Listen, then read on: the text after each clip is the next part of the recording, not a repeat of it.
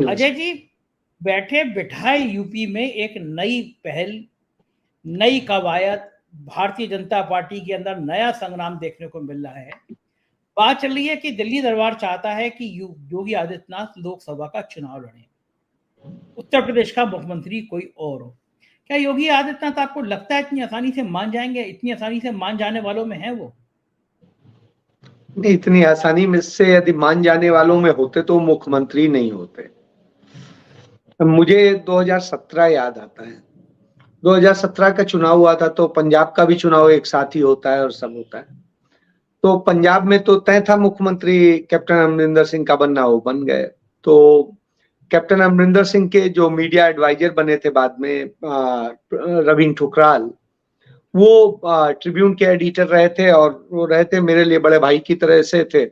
तो हम दोनों लोग कॉफी हाउस में बैठे चर्चा कर रहे थे कि यूपी में क्या हो रहा है, क्योंकि मनोज सिन्हा का कहीं नाम आ रहा है, कहीं किसी का नाम आ रहा है, कहीं किसी का आ रहा है। तो ये था। मैंने उनसे कहा कि मुझे लग रहा है कि योगी आदित्यनाथ बनेंगे। उन्होंने कहा क्यों? मैंने कहा भारतीय जनता पार्टी का, जैसे मेरी बात हुई थी मोहन भागवत से, तो उससे उनका ये है कि उन्हें भगवा चेहरा एक पेश करना है कि हिंदू राष्ट्र ऐसे बनता है, और इस पूरे ड्रामे के तहत ये चीजें होनी है। बहरहाल हुआ। योगी, उन्होंने मुझे कहा कि योगी आदित्यनाथ तो गए थे मिलने, अमित शाह तो उनसे मिले तक नहीं, और वो वापस गोरखपुर चले गए, वो तो चले गए उत्तराखंड। तो हमने कहा बॉस कुछ तो होगा, आप देखिएगा। बहरहाल चंद दिनों बाद में अमित शाह पहुंचे लखनऊ।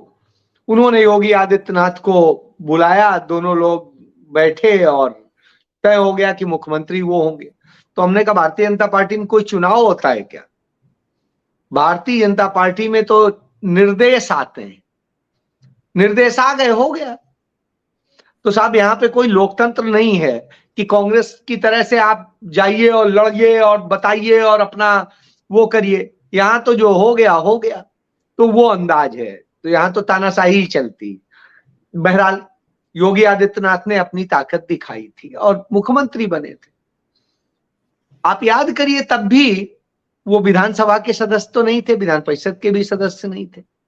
बाद में वो विधान परिषद के थ्रू सदस्य बने, और जो कुछ रहा वो समय, पूरा लंबा समय ऐसा गुजरा कि फर्स्ट फेज में तो विधानसभा के ही सदस्य के तौर पे रहे। उसके बाद में इस बार वो लड़े हैं। तो ये सारी चीजें हैं कि वहां ये होता है। तो अब मैं, चूंकि आपका जो सवाल है कि नरेंद्र मोदी उनको निपटाना चाहते हैं, वो संघ के जरिए अपना एक वो बनाना चाहते हैं कि हाँ भविष्य का मैं प्रधानमंत्री हूं। इस सपने में वो भी जीते हैं। तो वो अंततः है कहीं ना कहीं उनको काटना चाहते हैं, और वो इनको काटना चाहते हैं कि कल के दिन संघ के पास में एक भगवा चेहरा है। तो ये चोला जो है, इसका और उसका जो पूरा खेल है, वो खेल है वास्तव में। तो वो उन्हें यहां से भगाना चाहते हैं। वो इसके लिए चाहते हैं कि आने वाले चुनावों तक ये स्थिति हो जाए कि वहां पे मैं अपना बंदा यसमैन बैठा दूं। जैसे मान लीजिए हमने कहीं पे भी किसी भी राज्य में देख लीजिए कि हमने यसमैन टाइप के बैठा दिए। अब वो जो हम बोलेंगे, खट्टर को देख लीजिए, गुजरात का मुख्यमंत्री देख हाँ लीजिए, बिल्कुल, हेमंत बिस्वा शर्मा देख लीजिए, हाँ हेमंत बिस्वा शर्मा देख लीजिए और देखे तो वही स्थिति कि राजा बोले रात है, रानी बोले रात है, मंत्री बोले रात है, और सारे बोले रात है, सुबह सुबह की बात है। तो कमोबेश वही स्थिति कि मोदी तो ये चाहते हैं। योगी क्या चाहते हैं? योगी चाहते हैं हम तुम्हें निपटा के बैठेंगे। तो साहब ये खेल है। इस खेल में दोनों तरफ से हमले हो रहे हैं और दोनों तरफ से बिसातें बिछाई जा रही हैं, और ऐसी बिसातें बिछाई जा रही हैं कि हम कैसे आपको निपटाएंगे, आप उतनी सीटें आओगे नहीं, फिर आप मैनेज करोगे, मैनेज करने के दौरान कहां कहां क्या क्या होगा, उनका बल है कि हम धन के बूते खरीदेंगे, उनका है कि हम ये करेंगे। तो ये सारे खेल चल रहे हैं इस समय।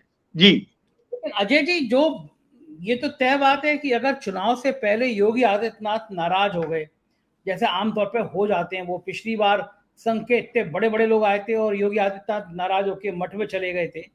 अगर चुनाव से पहले योगी से पंगा लेने की कोशिश करी और योगी नाराज हो गए, तो उत्तर प्रदेश में आप भारतीय जनता पार्टी का क्या भविष्य देखते हैं?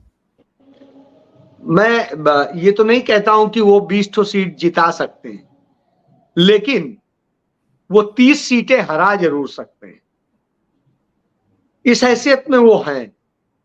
तो आप ये समझ लीजिए कि योगी जिस खेल को खेलते हैं वो खेल वही भगवा है, और उस भगवा के बूते वो भारतीय जनता पार्टी नरेंद्र मोदी की सारी गणित बिगाड़ दे। तो इसलिए आप ये मान के चलिए कि वो सबसे बड़ा खतरा है नरेंद्र मोदी के लिए, इसमें कहीं कोई दो राय नहीं। और यही वजह है कि उन दोनों में लगातार हम लोग सुनते रहते हैं, कहीं ना कहीं तलवारें खिंचती रहती हैं किसी न किसी बहाने, भले ही सामने वो दिखाते हो कोई, लेकिन वास्तव में उन दोनों में कहीं एक मत नहीं होता है। जी, वो सामने तो दिखाने को आपको याद होगा कि प्रधानमंत्री जी गए थे उत्तराखंड, त्रिवेंद्र सिंह रावत के कंधे पे हाथ रखा था और कहा था कि सबसे अच्छे मुख्यमंत्री हैं त्रिवेंद्र सिंह रावत, और 24 घंटे में मुख्यमंत्री हट गए थे त्रिवेंद्र सिंह रावत। गुजरात के मुख्यमंत्री ने कहा जब हटा दिया गया कि मुझे तो पता ही नहीं था, मैं तो रात में सोया था, मुख्यमंत्री था, सुबह मुझे पता चला मुझे हटा दिया गया, मुझे पता ही नहीं था।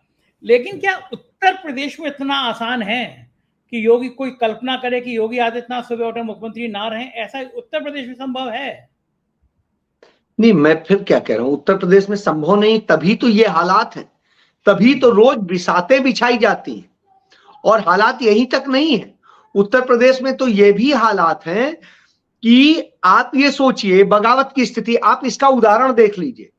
याद करिए कि जब अग्रवाल साहब, जो आजकल मोदी खेमे में आ गए हैं शायद, हैं, उनको टिकट नहीं दी थी बीजेपी ने, तो हिंदू महासभा से, जी जी, तो उन्हें हिंदू महासभा से लड़ा के एमएलए योगी ने ही बनवाया था।